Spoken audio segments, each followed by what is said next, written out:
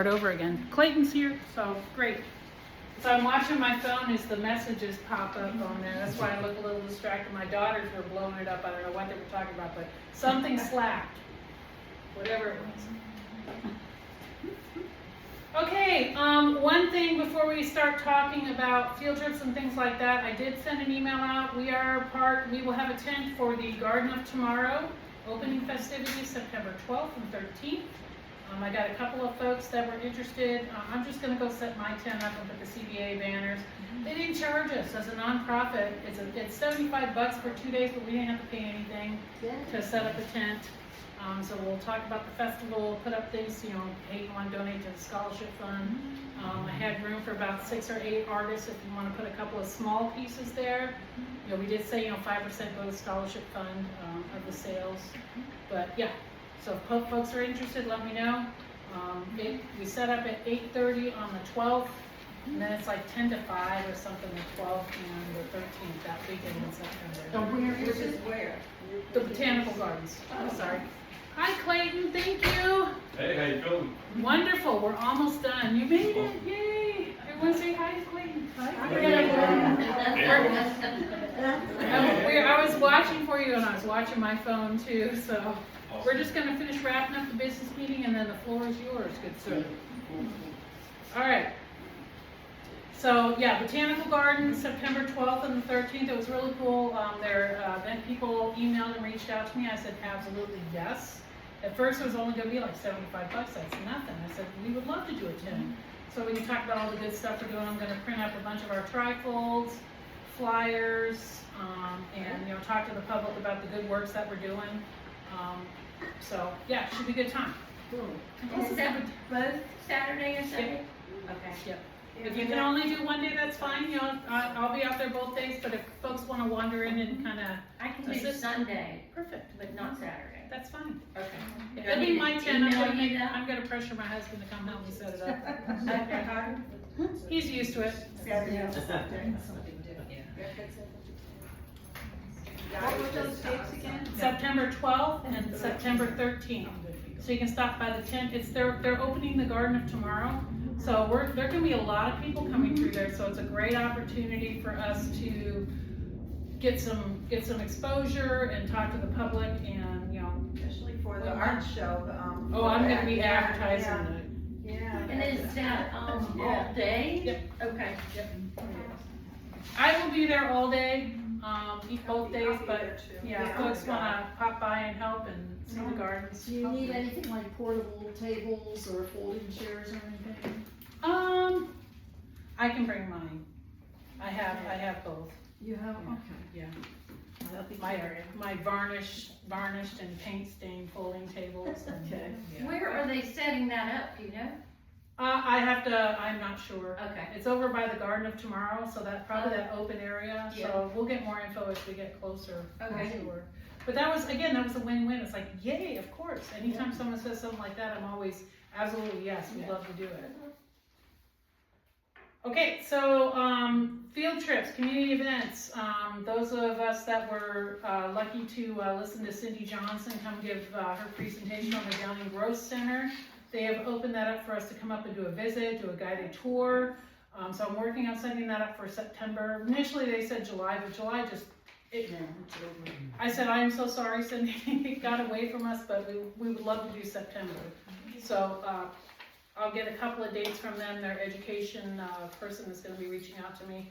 If you are interested in going, I'll put the email out, just respond to the email. We can do a whole convoy up there and maybe get a meal, but it's a great facility and get an opportunity to come, see it and have that tour. And I owe her an apron, so I got to make sure I bring them out. But I didn't know a lot of stuff that they did up there until she did that presentation. It was wonderful. So that's September. Okay. Any questions on old business? Okay. New business. We got some money. This is the bird in the bush. So we did get, City of Norfolk came back to us, the Norfolk Fine Arts Commission, and said we would love to get, everyone has less money, but they still awarded us $3,000 for our operating support. which is wonderful. Yeah. We are so very grateful to them. They were super impressed with our organization's growth. They were impressed with our scholarship program. So yeah. And I just sent the revised budget to them.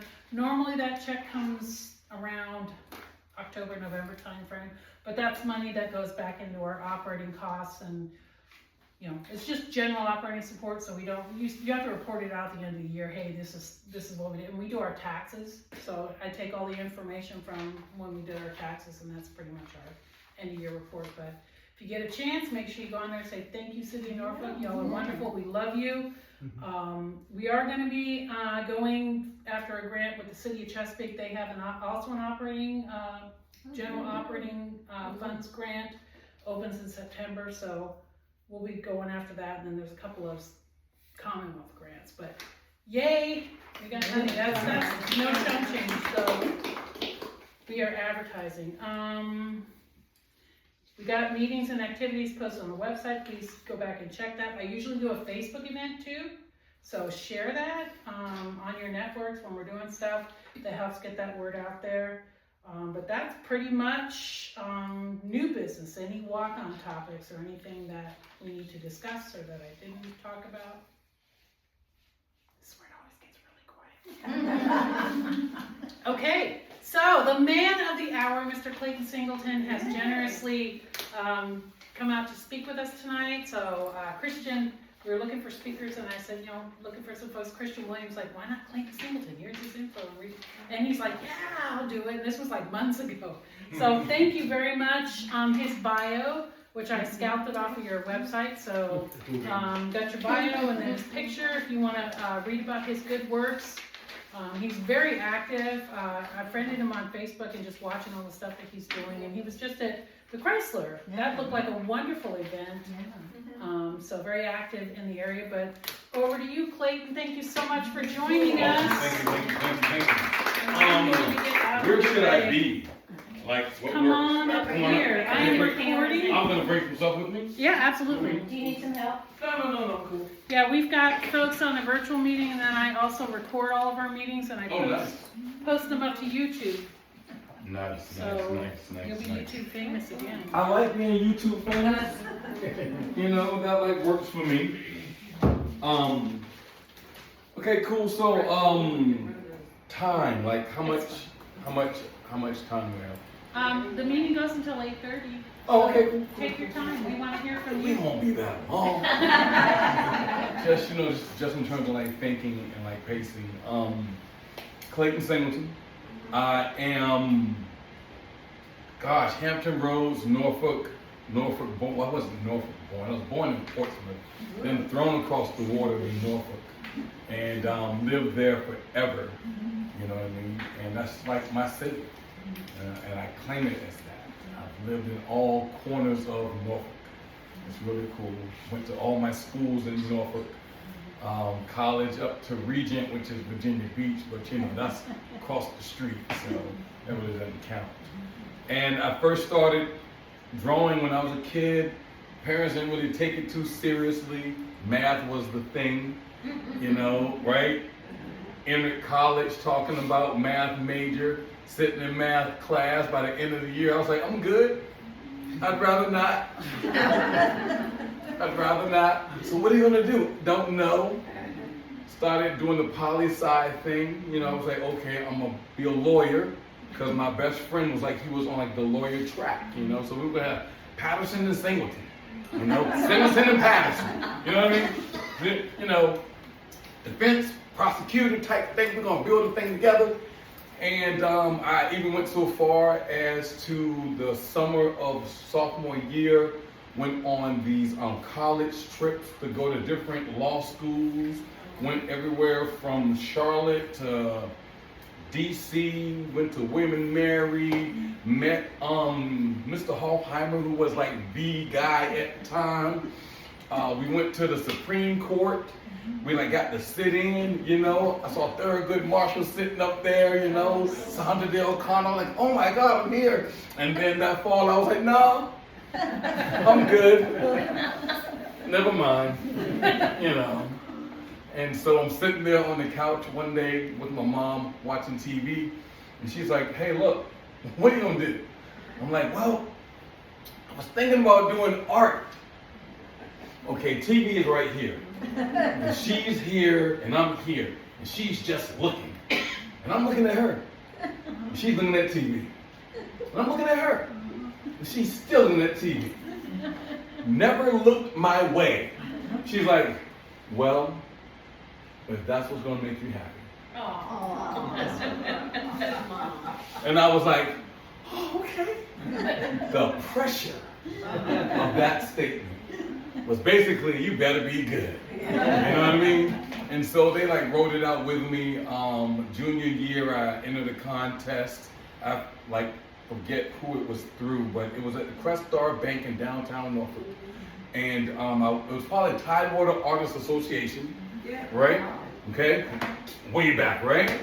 Entered a like couple of paintings that I'd done at school. I switched up some things, and I was gonna be bold with it, and I actually won second place in painting. Right? Thank you.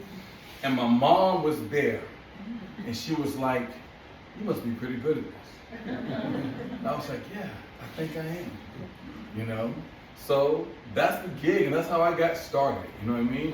Followed Barkley Sheets like a quick minute, and he gave me some stuff, and he was like, "You should be a teacher." I was like, "No, I shouldn't." And so graduated, started traveling up and down the East Coast in my 1975 Maverick with the real gas cap on the back. You know what I mean? I'm just up and down the coast, you know? And then I got sick, and it was like, I have no health insurance. I might want to become a teacher, you know? And my journey began. And I've done everything from pre-K through college now.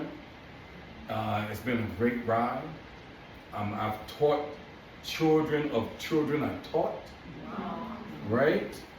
I retired a couple of years ago, and then I decided a couple of weeks ago that I'm gonna go back.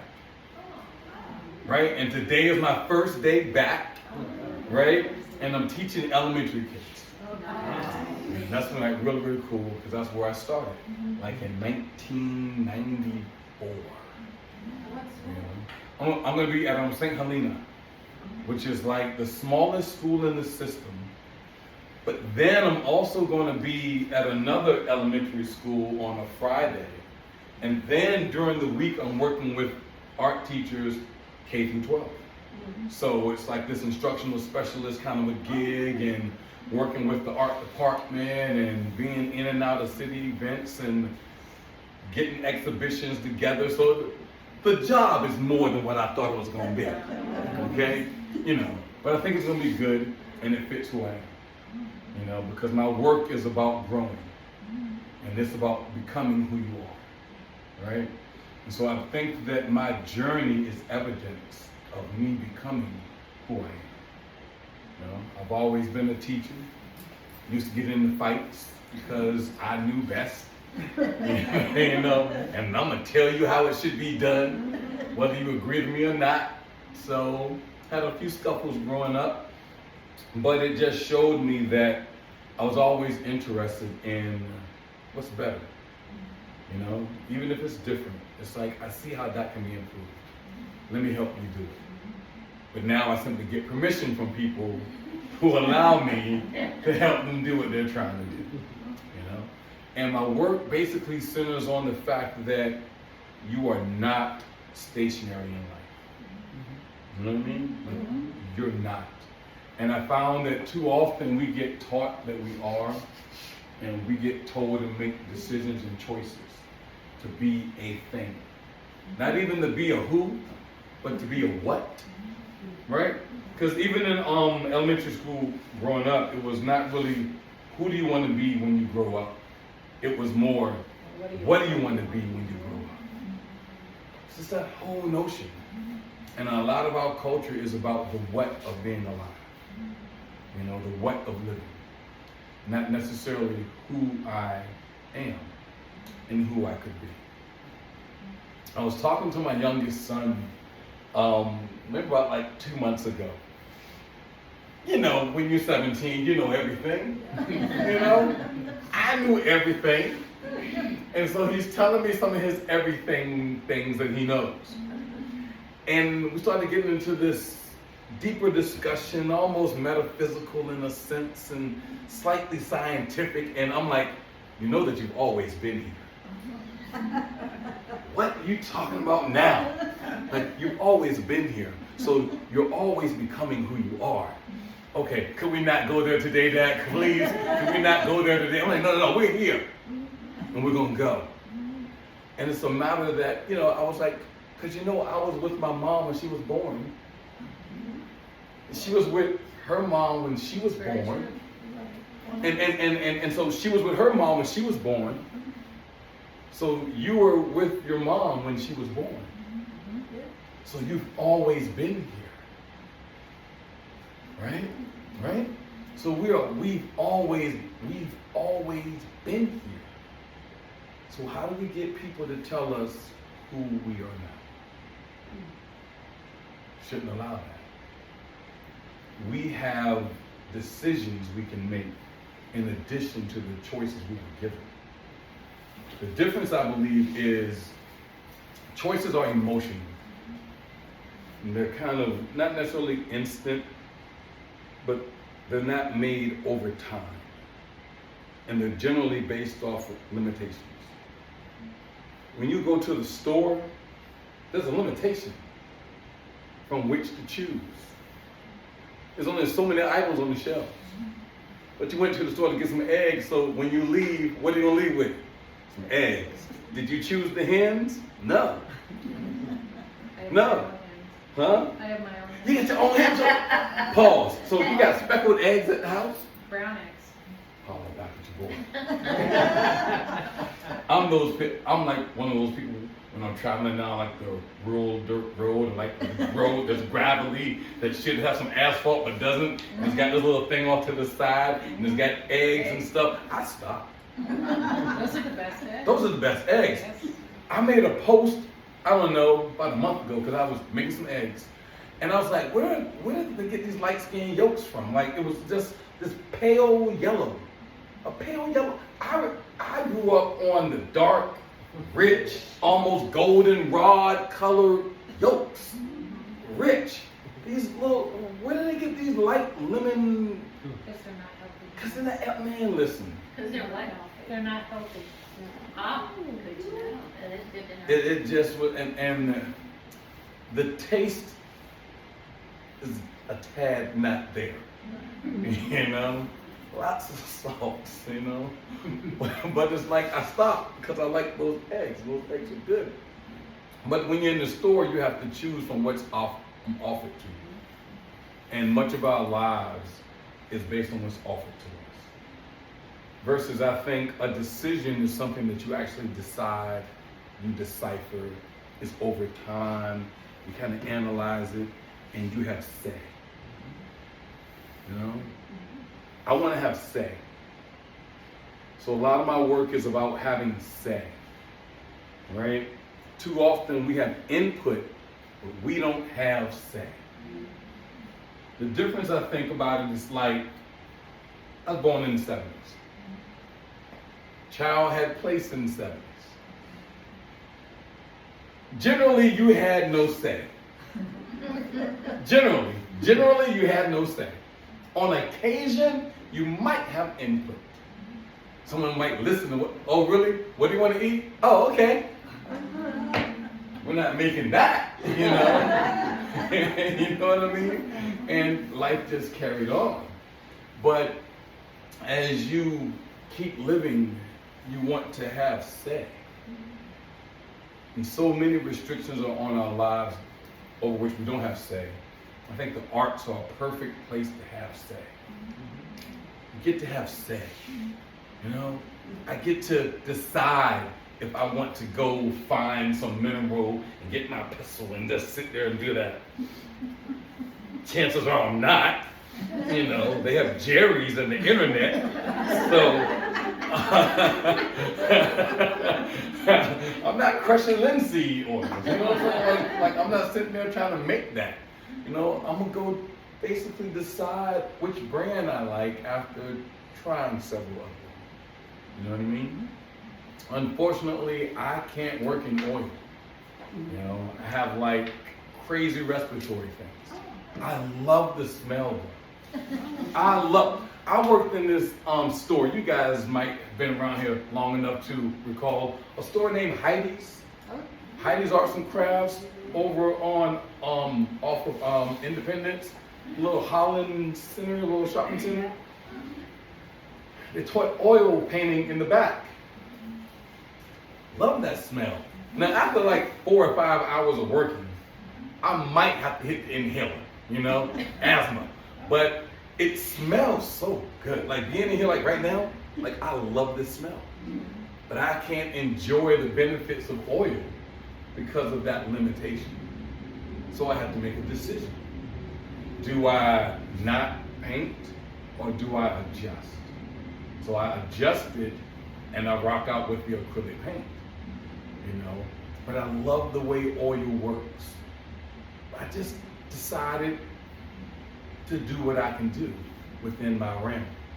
Do I use mediums? Sure do. Do I like to extend it? Yep, sure do. Do I still push the paint? I push the paint. I'm not doing that little acrylic stuff. No, I'm pushing paint. You know what I mean? Because when I want to paint. I want to push the paint. I don't want to just lay it on. So as I'm making these decisions on how to create, it's a matter of with whom am I communicating and what of myself do I want to share? And I want to share everything. So I'm going to share some of my everything with you guys tonight, if that's cool. Yeah? Yeah. Cool. All right,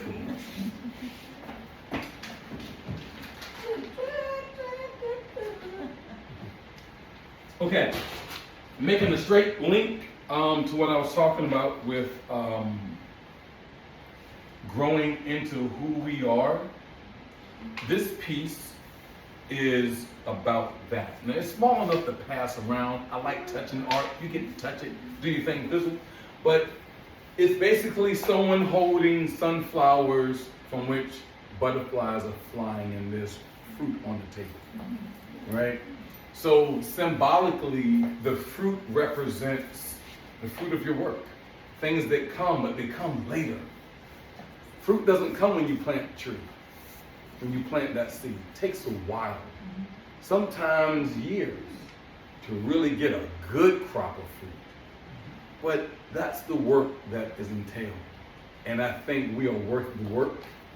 So I believe in investing. I don't like using the word sacrifice. Sacrifice is a loss. You don't plant as sacrifice. You plant as investment, right? So, no, I can't use that section of the yard for something else, but that's an investment. That's not a sacrifice. So those blooms that happen later, they come later, but I get to use them. The butterflies, I don't know, it's almost obvious, is accepting of one staging in life and changing as you go, and accepting the change, right? Imagine you are cocooning and you are determined to stay a caterpillar. Sounds nonsensical, but often in our lives we do this. We reach a point in our lives where the comfort is no longer comfortable and we tally and then we decide not to move forward. That's when we are cocooning and we just, you know what, let me get up out of here. I'm gonna go back to being a caterpillar, you know, in Ghent.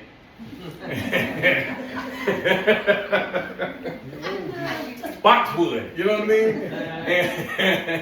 And I'm gonna just stay. But I'm limited to Spotswood. I'm limited to that duct tape they put on the tree.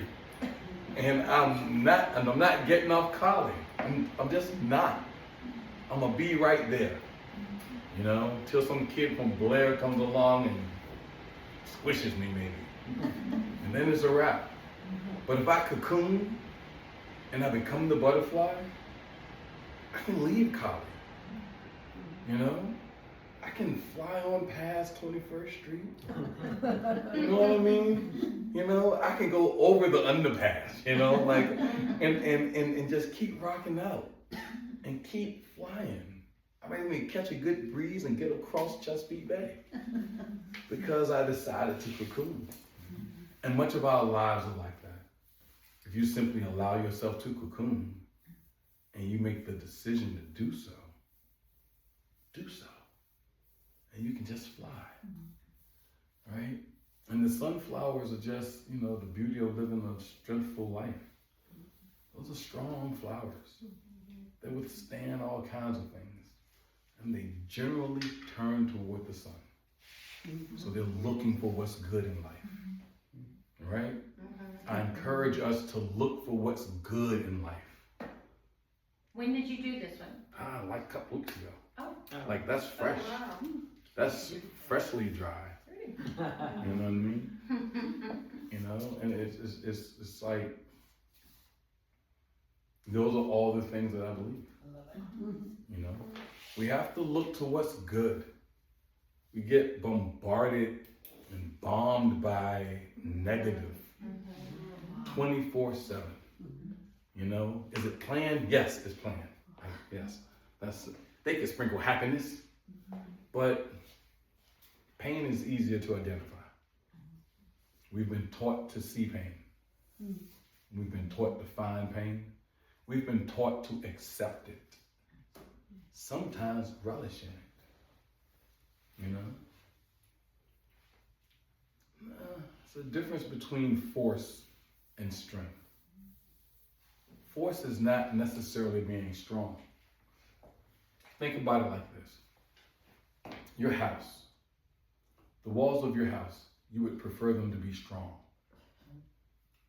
You don't want force to knock them down. You feel me? Force destroys things. Strength holds things up. We want to have strong lives. We don't want to have forceful lives. I don't like being forced to do anything. You know, I doubt many of you do. But we want to have strong lives. And I found that if we try to build our lives with love, that helps to strengthen the walls in which we live. You know? I'm a third little pig kind of guy. You know? I just am. I'm a third little pig kind of guy. I need to build that house out of brick. You know? It's going to take a while because I got to make some bricks. But it's okay. And it's worth it in the end. Right? So let that simmer, let that settle. I know it's like a little heavy. You know, this guy got heavy sunflowers. What is he doing? You know what I mean? What is all that about? You know? I'm also like interactive, back and forth. You know what I mean? This isn't like a monologue, let alone a soliloquy or anything. You know, if you want to tell me something, say something, ask something, do so. You know. What's an experience that you've had other than education and that sort of thing that really inspired you to do something different or try something new? Wow. What jetted to my mind, Mark Tavernier. Mark Tavernier, I think he retired from the public schools recently. Mark Tavernier was one of my English teachers senior year. I was taking 2 English classes instead of 1 because I had done some crazy stuff junior year. Anyway, so I'm taking contemporary English lit and we're reading these stories and there's this contest and he gave us an assignment that we were going to write a paper about the Constitution as an assignment. So we did it. The contest deadline is the next day. We're in class. I'm like, dude, I got an idea that I want to do instead of this paper that we just spent 2 weeks on, you know? And he's like, no, what are you talking about? I'm like, no, dude, like, for real. He's like, okay, Clayton, whatever you want to do, you know? Went home, wrote out this handwritten story, like on loose leaf paper, brought it back in. Next day, next morning. Contest is that day, deadline. Because they have to be like shipped off or something. And so he sits and he reads it, and he flips this paper. He's reading and he flips it again. And he's reading. And I was like, what do you think? He's like, this is phenomenal. Oh, Wow. He said, they're either going to love it or hate it. I was like, that's very encouraging. I won first place. Right? Thank you. It was like some regional, like, 7 cities up to DC, Virginia kind of thing. And what I did was, I cry real easily, so just look at me. I wrote a story about a grandmother telling her grandchild the story of the Constitution as a bedtime story. Right? That was, right? Totally 180 from what we were asked to do. But what it taught me was that I should take risks. You know what I mean? And so that lives in my mind, take the risk. Like, just do it. It's either gonna work out or it's not. It's either gonna work out or it's not. And look at it from a different perspective. Look at it from a different perspective. Do what you don't know how to do.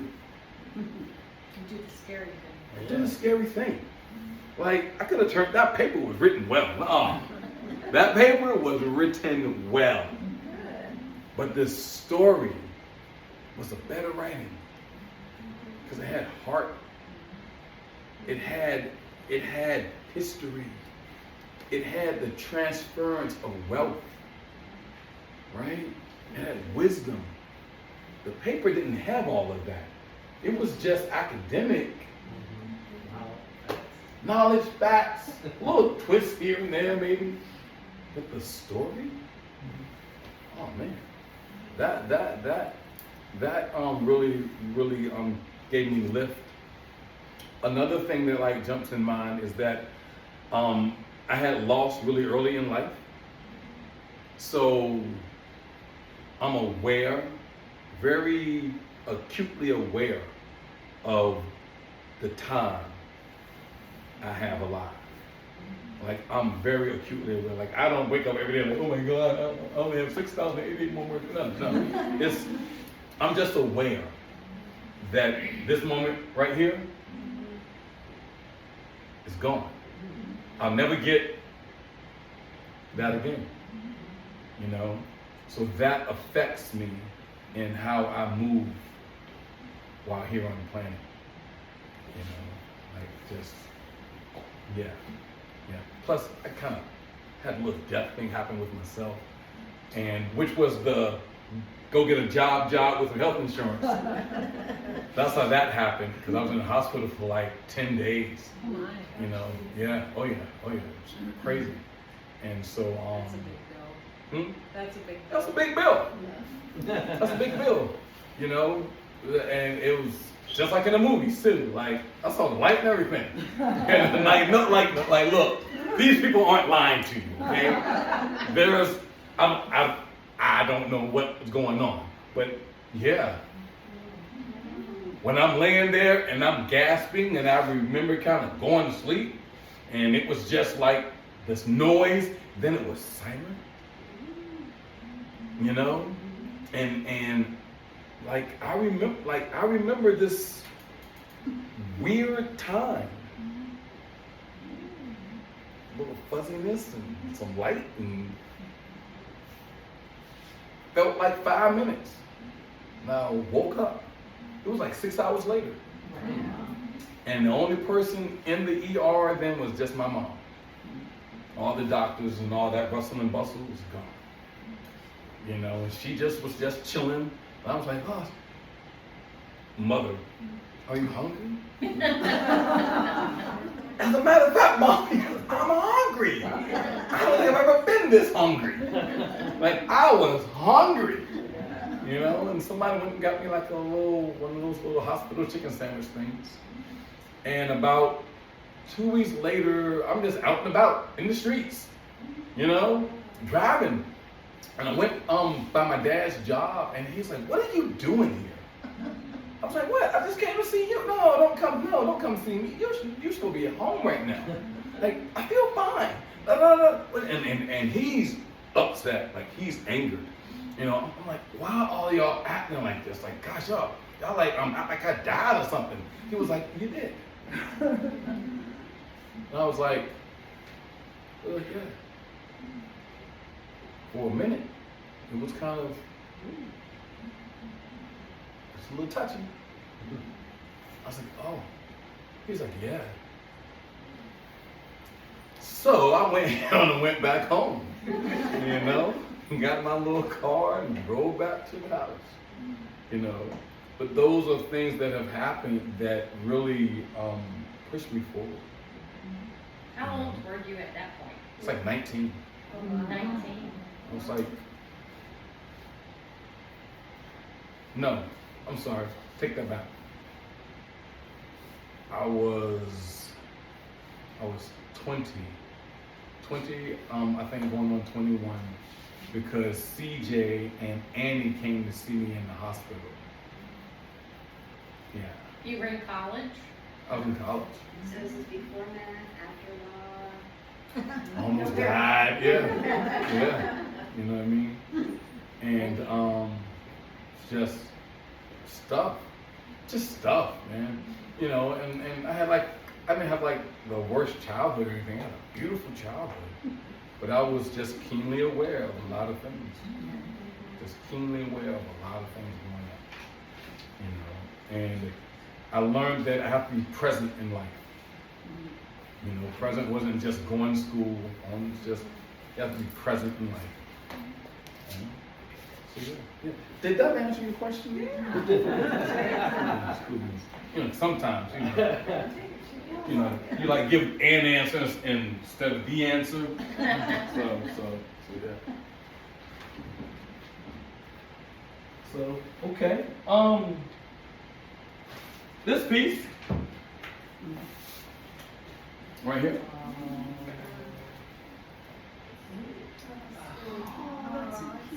Right.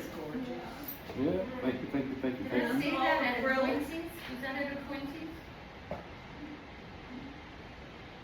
No? No, Okay. I don't think so.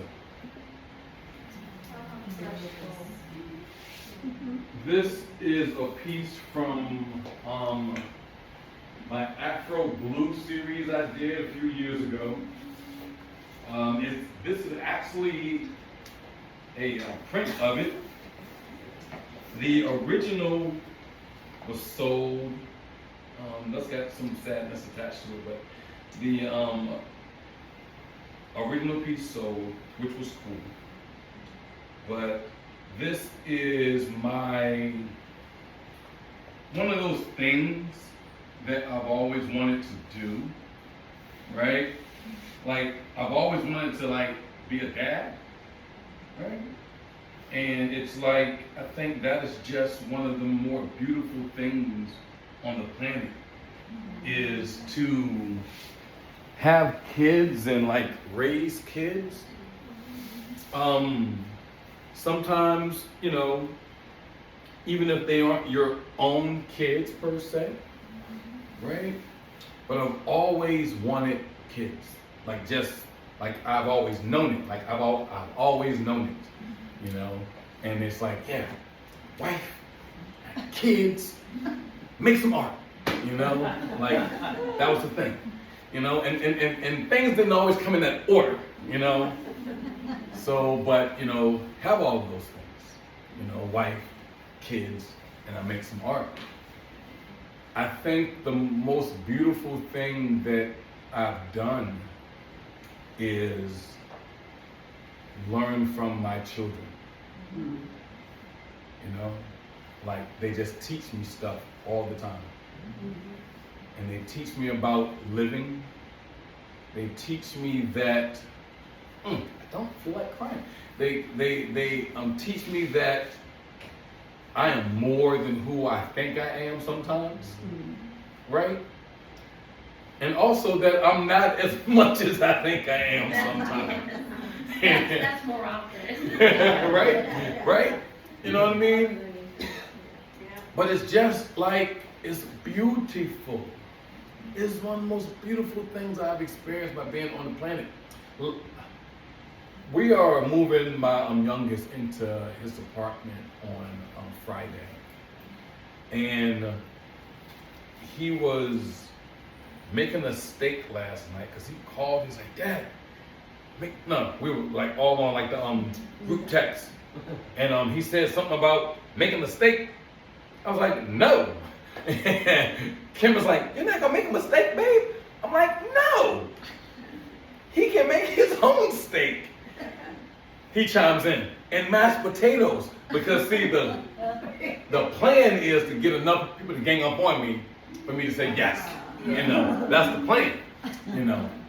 And I'm like, yeah, I'm not even gonna be home till like 9 something. Yeah, dude, yeah, no. I get home, it smells like steak in the house. You know what I mean? His plate's in the sink, and he's just kind of chilling. I'm like, how was it? He's like, oh, it's delicious. I'm like, good. There's no steak for me, though. Okay, there's no steak for me. Kim told me he bought 2 steaks. And both. And both. You know? I'm just smelling seasoning all in the air. Saw a little bowl of what used to be mashed potatoes, you know. Dad life, you know what I mean? I'm looking at him, he looking at me. All right. Point of all that story is, I get a hug later on. Nice tight hug. You know? Those are the best. And he's this tall. You know what I mean? And he always jokes me, he's like, yeah, I'm so thankful for Uncle Skeeter, because Uncle Skeeter's like 6'8", you know. I'm like one of the shortest 2 males in my family. Everybody else are like 6'5", 6'3", 6'8", 6'9", you know, and I'm looking at everybody. And so he's like, his eyes are like right here now, you know. And so when he hugs me, he has to hug down. It's like the opposite of the child. Right? Right? Because when you hug, when like a kid is smaller, you kind of like grab your child. You know? So it's like he reaches down to grab me. And I just feel like, oh, you know what I mean? Like it's the most beautiful thing in the world for your kids to hug you. You know? Listened to a guy earlier today at a presentation, and he was talking about when your grown kids call you and they don't want anything. Rare. Because normally when they call, what do they want? Money. Some money, you know. So huh? Babysitter. Oh, babysitter. You know. So my daughter calls me yesterday. She's like, you know, the oldest, and it's in the morning time. I'm like, that's odd. Hello? Like, you know, she's a telemarketer, right? Hello? Hey, Dad. Hey. What's going on? Oh, nothing. I just called. To do what? I mean, is everything okay? Dad, everything's fine. I just called it. Just call you. Just talk to you. Okay. Waiting, because you know they set it up nice sometimes. Oh, by the way, you know. Whole conversation. It was just us talking about stuff. You know what I mean? You know what I mean? You know what I mean? Reminded me when she was 7 years old and we used to just ride around in the car and talk. You know? Just the whole dad thing is just beautiful for me. You know? Like, I enjoy it. So it's just, Kim, my wife is Kim, she's like, yeah, it's only about 3 people who can like tell you what to do. She's excluding herself. Okay? You know, so yeah, people just got you wrapped around their little fingers. Pretty much. Yeah. Sorry, not sorry. You know what I mean? So it's like, loving your children is as rich as the night. You know, and that's like one of the second verses from the song Afro Blue. And in this series, what I did was I painted about 8 paintings titled Afro Blue. But each painting is based on the song by a different artist singing the song. So I interpret the piece differently every time. You know, real cool, real cool. After like piece 5, I was like, I'm tired of this. But I was like, no, you gotta keep going. You gotta keep going. So I kept going. And, you know, I think they all turned out pretty cool. How many did you do total? 8. Okay. That 8. size, And how big that is it? size, or Was that a different size? That's about 22 by 28 or something. Yeah, this is like 24 by 30. And I want to say that I painted all of them 24 by, no, I painted like 5 of them 22 by 30 because they're on like paper. And I painted like 3 on canvas 24 by 30. I think that's right. Do you listen to jazz when you're painting? Or do you listen to anything? Not all the time. Sometimes it's just Law and Order is like on TV. don't you mind if I You take know? a picture? Oh, no, sure. Sometimes I'm watching Ancient Aliens, or it's like on in the background, Yeah. you know, and then periodically I'm like, you know, because I haven't seen every episode in every season, I don't think. Sometimes there's music. Sometimes there's really loud music. Sometimes there's just soft music or meditative. Whatever I feel as though I need, you know, and oftentimes I'll just turn it off after some hours because I just need some silence. Do you do any digital planning before you start painting? A bit now because it's available. Right. Back in the day, I used to do some, but it was harder to do. Sketched then. You know, now then it was just like sketching, like fast, like gesture things. I do a lot in my head, like I construct it in my head. I was You know. thinking about your icons in the background. Yeah, a lot of that's random, Okay. right? Really? So, a lot of these are Adinkra symbols, which are it's like West African iconography. Like each one has a story and like a fable and a message to it. This one represents strength. I'm just like really simplifying. This one represents growth from God. This one represents Sankofa, which is really like looking to your past to bring it forward. This one represents hope. This one is like the strength of the Wawa seed, which is like, you know, you're stronger than what you believe. This is actually adaptability. Like there's like this whole catalog of them, you know? And I was fortunate enough, weird story, back when eBay was like banging, I was doing like a lot of eBay stuff and doing like some eBay sales and whatnot. Anyway, this couple like sends me an email like, hey, we love what you're doing with those Adinkra symbols, da da da da da da da da. I'm like, thank you very much. I was about to sale, okay. And so I'm like, thank you very much. I appreciate that. Da da da da da. This, that, and the third. She writes back. My husband and I are on our way to the Houston Museum of Fine Arts, and we have some authentic Adinkra symbol stamps that we got here in Ghana. Would you like some of them? Oh. I don't know, let me think. You want to give me some of the ones you're taking to the museum? Girl, yes!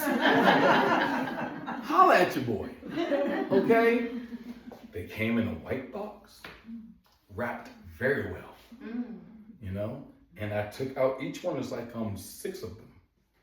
And they were made with the outside of the shell, and they've got little sticks and everything tied together.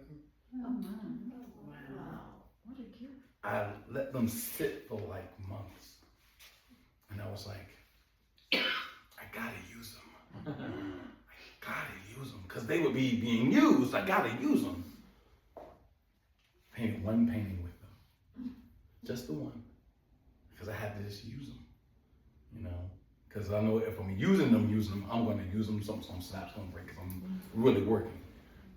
But I painted this painting of a lady. Her name was Joy. She used to model for me back in the day. She's wearing a dashiki and her hair is just in locks. And she's just looking forward at like a 3D angle. And it has this lavender background. And I stamped all these images down. And then I drew her image on top and painted with thin acrylic. So the stamped images come through. That's fucking gorgeous. You know? Right? Gosh, loved it. Beautiful, beautiful piece. I think I painted Joy like 4 or 5 times. No, so 1, 2, 3, 4, 5, 6 times. You know? And just that painting was just really, really nice. And I no longer have it because money is nice too. You know? It's a commodity. Okay? Buy more paint. Buy more paint. Once you put a price on it, it's a commodity. It's a car on a lot. This is a car lot. You know what I'm saying? It's just paintings on the wall. Can't keep everything. Can't keep everything. Right? You know, it's a commodity. So once I priced it, it was like, okay, great, I'll sell it. Yes. Do you have a favorite morning, evening, noon, night where the creative juices really get going? Middle of the night. Sometime between 10 at night and 3 in the morning. That is my sweet spot. Yeah. That's my sweet spot. Between 4 to like 6 in the morning till about 10 in the morning is good. Between noon and 4 is horrible. Between 4 and 8 is like really like a waste of time, but it's okay, but not really. But around that later time, that 9, 10 o'clock starts to, you know, like, yeah, right?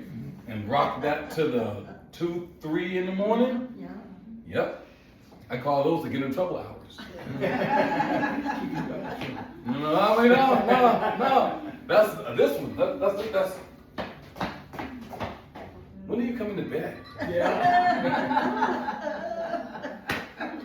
Sorry, honey. You know what I mean? Like, yeah, because I'm. 1 minute turns into 3 hours. 1 minute turns into 3 hours. And if I go to bed early or whatever, I'm just like, breath, head just. Could be pain right now. So not sleep, you know, not sleepy, you know what I mean? Yeah. But those are the hours, you know, like I love getting up early. I'm an early person. Coffee, candy, cake, pizza, water, whatever, I'm up. I'm just ready. I'm ready. It's bright and sunrise, man, listen, I'm good.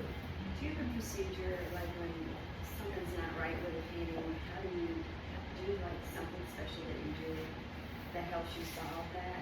Yeah. Leave it alone. Like, literally. Leave it alone. I put it in the kitchen easel and like watch it for 2 weeks until you figure it out, or? It doesn't even have to be visible. I might lean that drink up against the wall. I might turn it on its back or something, because it's in my head, right? If it's up on the easel, I'm gonna just keep walking by it anyway. I'm not gonna try to solve it as I walk by it, because I'm solving it subconsciously. And I think about it like that because I think about the whole process as writing, as language. And I keep going back to all this writing stuff because that is one of the first articulations of language that we get taught and that we get to practice, right? So when we are speaking, you don't probably remember your babbling years. You probably don't remember that time. You probably don't remember being corrected on which words to use or what tense to use at whatever time. The syntax and the semantics, you probably don't remember those things between ages 6 to 3. But it's in here. And as you speak, you're not thinking about what you're about to say. You just start talking based on urge or idea, and the words come. Because they know when they're needed. Ideas and painting and solutions work the same way. Because when you speak, you're simply solving the communication problem you're attempting to present to someone else. That's all speaking is. I'm trying to get how I feel and my urge, my thought to you. So I start, my brain goes, oh, you need this, you need that, you need this, you need that. It's like one of those cooking shows, you know? And you're solving that problem. I think when your artwork's not working and you let it be, you're solving the problem, you know? It's like that person that's in your life. And a lot of times you come back and it's like there's nothing wrong with it. Nothing's wrong. You were just impatient. You know, you didn't believe it. It's like, it's working, but not. It's like, no, yeah, just let it live. You know? They're people. Your paintings are people. You know what I mean? Yes. I struggle with the technical stuff. Where was that in your learning to paint? You know, the color theory and this blah, blah, blah, blah. Is that in your, did you have that? Or did you just start? Let me first present the word still to you. Still. I'm still learning those things. It was presented to me in college. Art theory, color theory, compositional theory, practice, all these things. Yeah. In the same way that we used to practice writing letters in those little books on that lined paper with the little dotted lines on them. That's not what we use to think about writing and speaking and talking. Those are just exercises to practice the process. When you're actively solving the problem, a lot of that secondary. You know, I may plan a painting and go, okay, I'm putting orange here because. I'm putting blue here because. Oh, I need this type of Persian blue because. I might do that. But more often than not, it's, how should this be? There's a lot of instinct. Think about it like this. If you're having a conversation with someone, would you write everything down before you said it? Probably not. You're giving a speech somewhere, okay, maybe. But just, you're in the supermarket and you see Janice, are you gonna...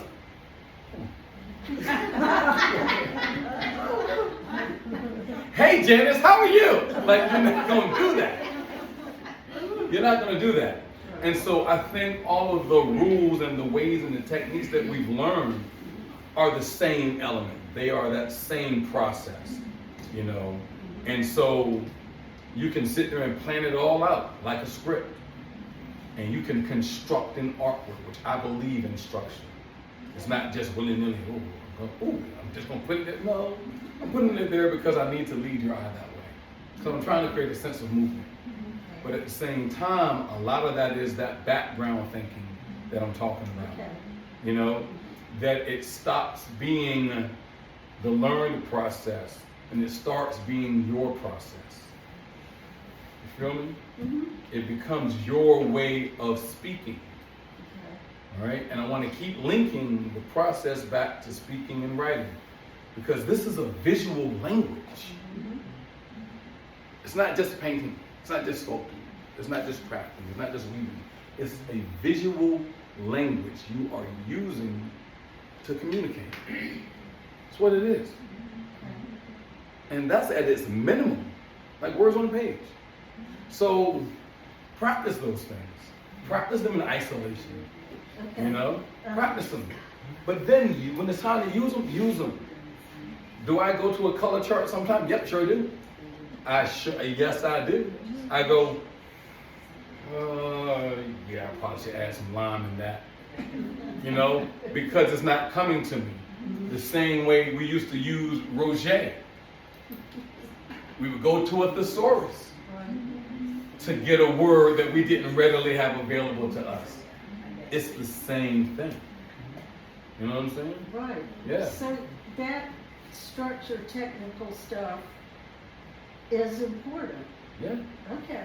it's I important. seem to get stuck there. Right. No. But just do it anyway. Okay. You don't have to solve it before you start. Right? Okay. You can solve it as you're working. You know, you can learn how to identify what the problem is. But you don't have to stop and go, I have to solve it first. Wow. Okay. Right? Mhm. Imagine if you stopped your life every time something wasn't going right. Right? Yeah. Same process. Okay. Same process. Yes, sir. So kind of following from that, on your artistic journey, Mhm. how much do you feel was God-given talent versus training? The reason I say that, say a spreader, that dude is fast. You shouldn't go to a coach to learn a technique to get faster. Yeah. So how would you say the God-given natural talent versus, man, I need some help getting this really damn good? I'm going to go 10, 10, 80. What's 10, what's 10, what's 8? 10 is the God-given talent. 10%. That's it. 10% is the desire and the curiosity to become better. 80% is the work. Spoken like a true teacher. That's what it is. Yeah. That's what it is. And within that 10%, you can't explain it. You can't necessarily explain your perspective. You can't necessarily explain why you use fuchsia that way. It might not be a technical thing that's in that 80, you know? Oh, well, because it's 2 parts yellow and 1 part white, and I'm trying to balance out this light blue. Like, it might not be, no. You may just have the way certain writers write a certain way. It's just what it is. All of us learned that alphabet that was running around the classroom. Okay? All those letters were the same. And we sat there on that light blue line paper with the dotted line, and some of those letters had the dotted line making the letters, and we traced them. About 20 across, whole pages, practice, hours, days, getting check pluses, you know what I mean? And when those dotted lines were gone, you wrote your letter A the way you write your letter A. And it became your handwriting. Not just your handwriting something, but your handwriting. It became yours. And we all can read it, it's legible. I can't explain why your handwriting is different than mine. That's part of the 10%. That's that part that you can't get from anywhere. All that training didn't matter. You still went to whatever writing style is yours. Because it's yours. You were born with that. It was already in there. Like when you were in there with your mom, and she was in there with her mom. Your handwriting was in there 4 generations ago. I can't explain that. That's part of the 10. Yeah. But you gotta work. Skill. I know a lot of fast people. But when they learn how to tuck that elbow, wrap those wrists, man, please, they lost another 3 or 4 seconds on their time. You know? What is it? Hard work beats talent when talent doesn't work hard. Oh, that's cute. Right? Right? I've heard that. I don't like using the word hard work because I think that's kind of but strong work beats talent when talent doesn't work with strength. Because it's not really hard. It's just unfamiliar. And it's endurance. endurance isn't really hard. You know, that's just called commitment. It's called commitment. And you must be committed to your craft as an artist. Because it's not just willy-nilly. You can art for art's sake, okay, cool, have enjoy, have a good time. You know what I mean? But if you're really trying to art, watch me. There's a difference between making something and creating something. All right? There's a huge difference between making and creating. Some of y'all gonna flex on this one, right? You ready? Who in here can bake from scratch? Raise your arms. Right? Right? But, watch me. You can go get a Duncan Hines box cake. Oh, heck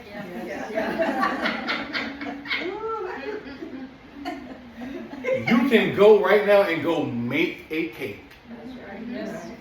And be successful.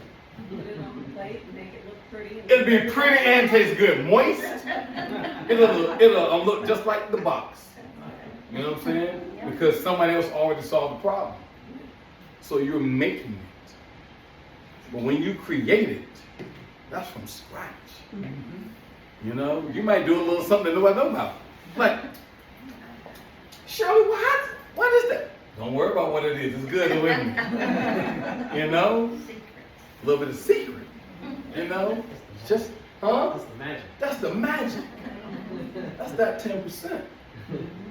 Because nobody did it how you did it. You know what I mean? So it's creating and making. Creating is that process of figuring out. We are creating a life every day. Figuring it out. You know, some of us have had lives that people made for us. And it was on script. We weren't always satisfied with that. So we want to create a life that we have of our own. And creating artwork is the same way. You know, you can create it, you can make it. Yeah, making tastes good though. Making tastes good, you know? Every year until, let me see, nope, yep. Every year until 2007, my mom made me a yellow cake with chocolate frosting for my birthday. Every single year. And I got my last one in 2007. Right? May of 2007, because she rolled out in September of 2007. Right? I don't think I've had a yellow cake since. Like real talk. Like I can't think of me having a yellow cake with chocolate icing since. I know I haven't. I did have a bundt cake though. From the Nothing Bundt Cake Place. Have you had these cakes? Oh, yeah. Yo! Ooh, the lemon butt cake. They're all delicious. All delicious. They're dangerous. Man, listen. They make the those whole little box. teeny red velvet ones. You sneaking by the 6-pack. Oh, Chocolate red. I'm not gonna eat them all 6. Yes, you are. We're gonna post this and they're gonna send you some free ones. Hey, send me free butt cakes. I will enjoy it. I will enjoy it. I have a hard time contacting people. Right? I'm very to myself, and I've always been that way. Like even in the pictures of us with kids, all the kids are goofy and having. I'm just like, I have this brow, and I've had this since I was like 5. Famously, there's a picture that the siblings and my wife like joking about. I'm wearing this like blue blazer with these little gold buttons. I'm like 5 years old, and my And I just got this brow, just, my brother's just grinning, my sister's happy, she's looking at something, my mom's all poised, but I'm just looking at the camera like, right, this little old man, you know, and like I've always been that person. I can't even say that kid, like I've always been over here, you know, and I'm watching. And I'm very self-sufficient. Like I'm very self-sufficient to the point that I go days, not talk to a person, see a person, I'm good. You know, I'll see you when I get back kind of a thing, you know. Kind of causes some problems in other, you know. You know, but I love my family though. When we are together, it's beautiful, right? And this piece is based on that. And I'm going to read what it reads on the back. Okay. It reads, whenever you meet with your family, break bread. Eat of the love of one another. Hug, laugh, and leave with the gravy of joy within your heart. This piece is called When We Eat. Right? And it's I love the composition too. Thank you. This is what it feels like when we're there. You know, this is what it feels like. And I think on this day, I was sitting in the chair by the door over here. This is my Aunt Marjorie's home. Hasn't changed since I was a kid. All this stuff is where it was. You know what I mean?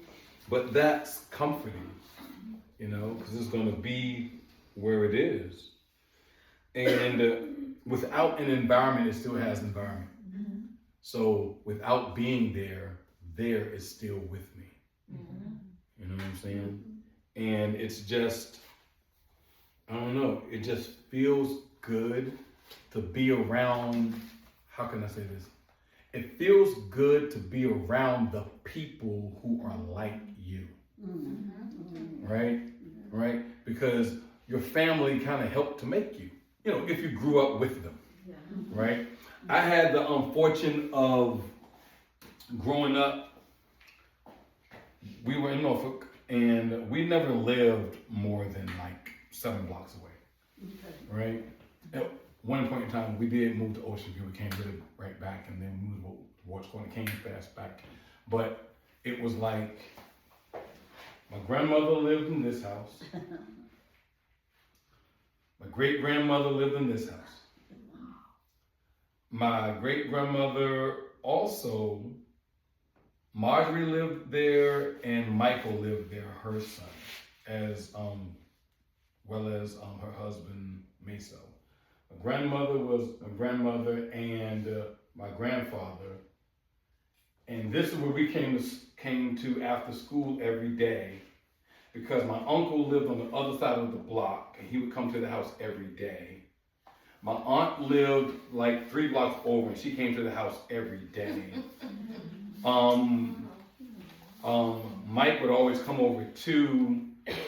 We stayed there till it was time to go home, and then we would earlier my granddad would drive us home because my mom didn't have a car yet, but then even when she got a car, we were still here all the time.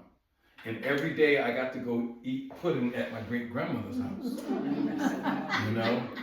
Every day after school, and the glass pudding drink was only used for just the pudding, you know? And she cooked it and everything. It wasn't the Jell-O instant pudding. It was whatever it was she cooked up, and it would have that little film at the top, you know, that you kind of puncture through a little bit. Yeah. I had my first taste of coffee. You know, I guess I was about 5, 6, because she was making it, scratching it, and she would put flavoring in it. So every day is a different flavor. You know, we had all kinds of flavors going on. You know, it's the most beautiful thing in the world. But I had this family around me all the time, several generations. You know, all the time. The family from Chesapeake would drive over weekly. All the time. And they help to kind of, you know how color will determine the color right? Like, you know, the famous grayscale example, you can have a gray at like a value 4 in the center, and let's just say it's like a 7-step scale, but depending on what ground that value is on, it either looks lighter or darker, right? So you are who you are, but depending on your family, they kind of help determine who you are, right? That's beautiful. And I think about it like that. So it's not just the technical of the color strategies, but how do I feel when I'm with my brother? Who am I?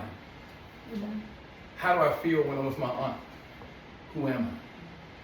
Because we're all different wherever we are. We're different. You're not the same you in all of your places. You're just not.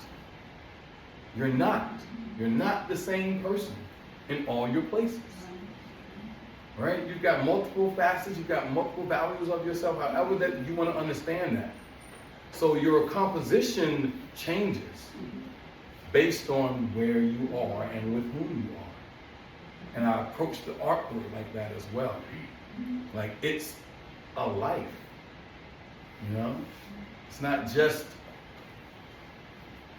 some color on a palette and a brush that meets the canvas. It's a life, you know? Those seeds were already in me. Like these are the stories that I've always been telling, right? I remember believing that as a group we could do things more so than we could alone. I just understood it. Whether I saw it, my grandmother had civic meetings over at her house, or whether my mom told us stories about the 60s, you know what I mean? But I recall when I was 11, I wanted to have a paper route. You had to be 12. I was 11. Talking about, I'm going to get a paper route. And my mom was like, what are you talking about? I'm going to get a paper route because so-and-so had a paper route, da-da-da-da-da-da-da-da. She was like, you're not old enough to have a paper route. I said, I don't care. I'm going to have a paper route. One day my mom comes home. She's like, so you can have this paper route, but your brother's got to do it with you. My younger brother, 2 years younger than that, so he's 9, right? I don't know whether she felt like both of us equaled up to whatever he was, you know. But my mom had like the inside track because she worked at the paper. Okay, so you know you learn these things early in life. Okay, like I said, I've had these experiences. So I was like, oh, so when you are somewhere and you know somebody, you can get stuff. Cool, like that. So my brother went with me for like 2 weeks. One good Sunday morning, he was like, no. Now I don't know if you know this. Anybody ever got the paper? Sunday paper? And it's big, with all that stuff in it. We had to put that together. Okay? That stuff came separate. So you have to get this and get that, put it in there, wrap it up, put rubber bands, get the band, put the sleeve on, do all these things. Go out there and go out there in the dark. In the dark. The truck dropped between 4:30 and 5. Because people needed their paper by like 7 o'clock. You know, maybe 8 if you had a large route. So morning paper, because back then there was also an evening paper. So you can't wait but so long. You have to get it out. You know, learning all this stuff early in life. My brother was like, no, I'm not going. I'm like, man, you gotta come. He came. That Monday, no. It was a wrap. So there I was with my papers. Now they're my papers. And I took my little 30 paper route from what was it? Started off with like 33 papers, 36 papers.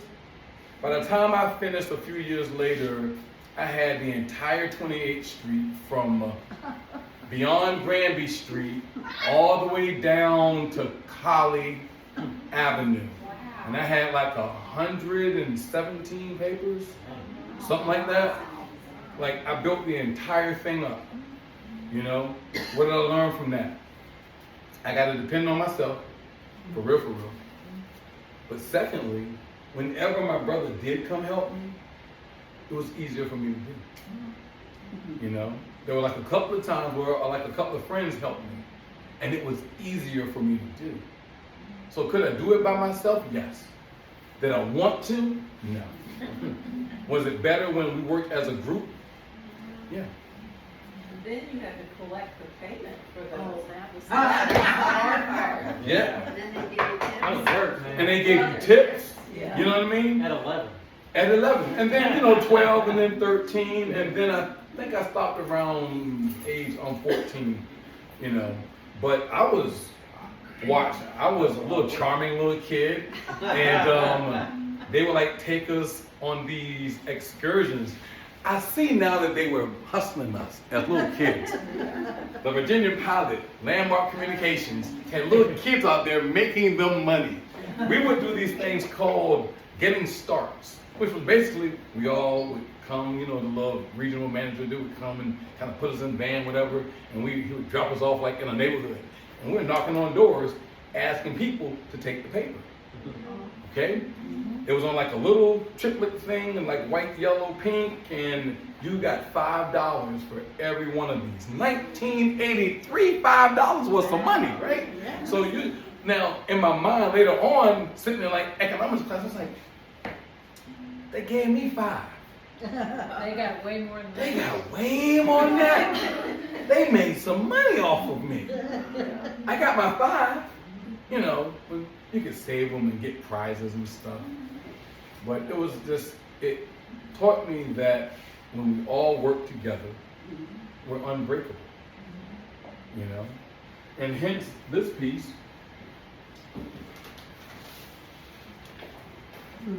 is titled, Sticks in a Bundle Are Unbreakable. Right? And it's basically the reason why they're in tuxedos is because they are giving their best. Right? They are arriving as the best people they can be for the task. Okay? And when you bring your best to a task as a group, you're unbreakable. But just those one twigs together, just the one sticks by themselves, rather, it's breakable. When you go home today, if you have a tree nearby or if you live near a forest or something, go pick up a stick and break it. Then, go pick up about 4, 5, 6, 7 more. Put them in a bundle. Try to break those. Hard to do. When we work in unison, we are stronger together. Each one of those bricks is just a brick. You put them together with the right mortar and everything, you can build a whole house. Stands for centuries. And that's how strong we can be. When you bring all of your color together, all of your line and your shapes together, and they've got a beautiful rhythm and they move well, stronger that way. And who are those three gentlemen? Just some randoms. I buy stuff and I like thrift stores. I used to love Grand Junction before it got organized. Yes. It's just not the same. Yeah. But I would buy bags of photos. eBay will sell you other people's stuff. You know what I mean? And I amassed a whole bunch of photos. I did this show called Defining Beauty. And part of the thing I did was I took vintage photos of families I did not know. And I found photos in my family that were almost the same photo. The pose. The poses, the event, the expressions, even like the number of kids and the stagger. Like it was just amazing how we all live these similar lives with these strengths. I'm looking at the photos like, It's crazy. And it wasn't like one or two. It was like 10, 20, 30. Like just the same events taking place. You know? And I just thought that was beautiful. You know? So I did this whole show called Defining Beauty. It was based on the similarities of families that never met, that had a similar life as mine. You know? We're all kind of the same in that regard.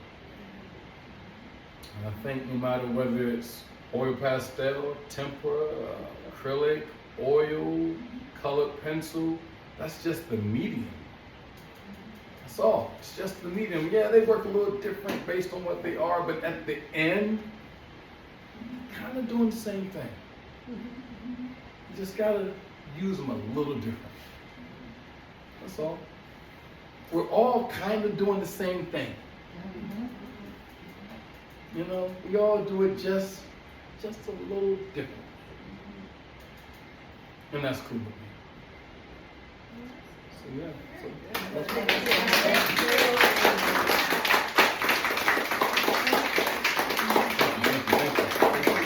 I'm just curious, have you always used patterns in your background, or did that come later? That came later. That came later. I used to paint with very flat background, stark, just bold color, bam, red background. You know what I mean? And then it started to slowly change. I went like the straight like black and whites for a while. I just felt like I should, and started adding some like value stuff. Environments didn't come until later, and they were rather intentional, you know. And I think that was my like ego stage, because I was painting very expressively, you know, and people were talking junk. Okay, folks were talking junk. I mean, that's nice and all, you know, and it's got the bold and the colors and but that doesn't look real. People aren't blue. Da. A word. Okay. In Park Place growing up, when a person challenged you, you had to meet the challenge. So, you know, somebody, they would knock your mom off the cliff, and you had to meet that challenge. So I met the challenge, and I started painting very realistically. And I was like, oh, I can. I just choose not to. I can. I've just decided not to. I can be hyper realistic. Okay, and now what? And I actually like rolled up on like a couple of artists, like, okay, you good? You happy now? Let me go back to my green people. You know? Which is funny because now there's a guy, love his work. He paints green people and people love it. You know? Part of your artist's journey sometimes is you're doing stuff before it's doable. Right? You kind of like miss the train, or like you're too early. You're just standing at the bus stop like, yeah, all right, that happens. And that's cool. But no, I started using that later, and just, it's like, yeah, I'm gonna do that. It just felt right. It just felt right. Where do you show or sell your work now? Mostly online. Okay. I do a lot of online stuff.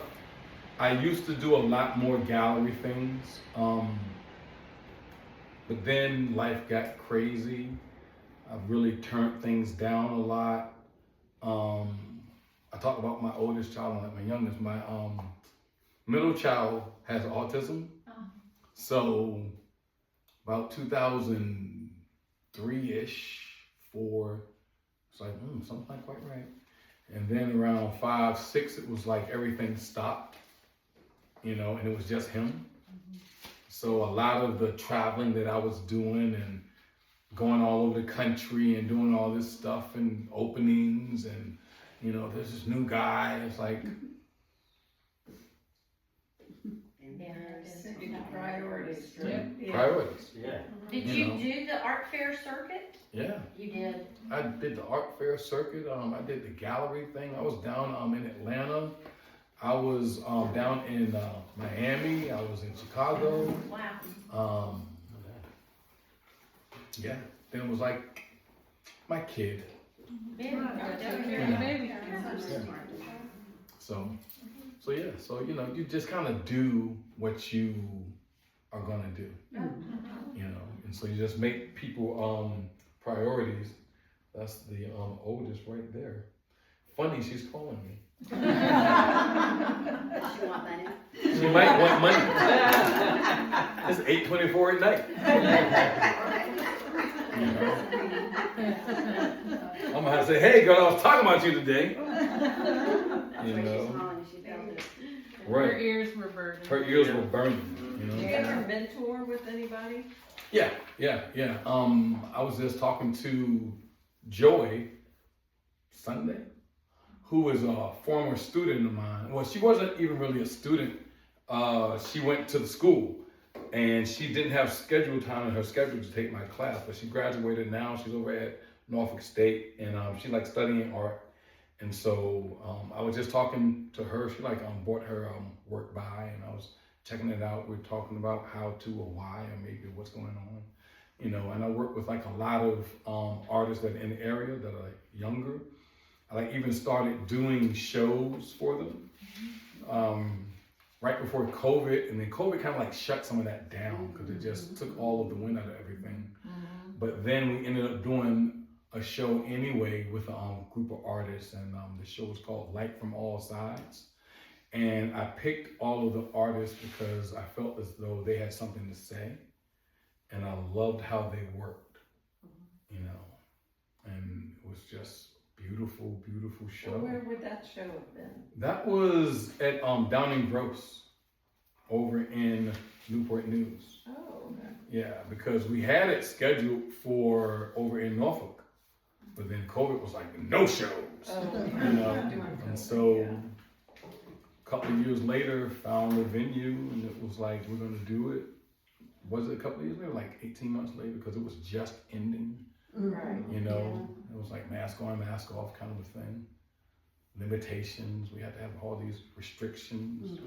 But that group of artists, 3 of them left the area. They live in California now doing work.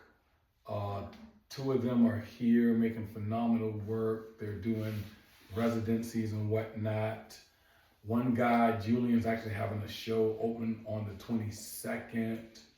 There's like a solo show. I just went over to his studio like 2 weeks ago to look at the work. He's gonna have me come down, like do some stuff with him on like this panel discussion. Ray is in the Mocha Biennial coming up. Siobhan has moved to North Carolina doing art. She's showing work down in Charlotte. Just, they were who I thought they were. Yeah. You know what I'm saying? And so, I'm art dad. Like, that's my, they like send me messages, you know, and it's like, I'm art dad. You know, so yeah, definitely do the mentor thing. So it's cool. Awesome. But I want to thank you guys for having me tonight. This has been like really cool, and I really appreciate your time. It's like these little pieces of life, as I said earlier, we'll never get them back. You like never do it again. You can shoot 10,000 baskets. Each one is the first time that you've ever shot that shot, right? So it's like, this is our first and last time ever doing this. Yes. And all of our lives, I believe, have been affected and altered forever now. Right? Kind of scary, but it's kind of cool. Because I think when you change the variable, you change the outcome. Because I was across the walk over there knocking on the cardboard door. Oh no! You know, yeah, like, what in the ham sandwich? And I'm on the phone. Well, I saw it pop up on the, because I Did you? had the phone going, it's like, someone go find Clayton! Yeah, you know what I mean? I was like, did I get it wrong? Maybe it's on another day, you know? No, you were right. I was like, oh, because had I driven away, this wouldn't have happened. Exactly. You feel me? Well, we're glad. But I'm glad I stayed. I'm glad I stayed.